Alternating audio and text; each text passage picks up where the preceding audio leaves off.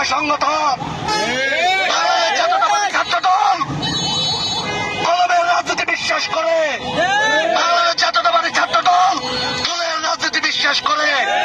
আমরা আজকে সবার পৌরসভা, থানা সভা, বিশ্ববিদ্যালয়, কলেজ ছাত্র দল ঐক্যবদ্ধভাবে আমাদের নেতা জনাব মোহাম্মদ খোরশেদ আলমের নেতৃত্বে ইনশাআল্লাহ ঐক্যবদ্ধ আছে। বক্তব্য দীর্ঘায়িত করব না, সবাইকে ধন্যবাদ জানিয়ে আমি আমার বক্তব্য শেষ করছি। আসসালাম। সংগঠন আজকে আমরা দেখিয়ে দিয়েছি আমরা সবার পৌর ছাত্র দল পারি।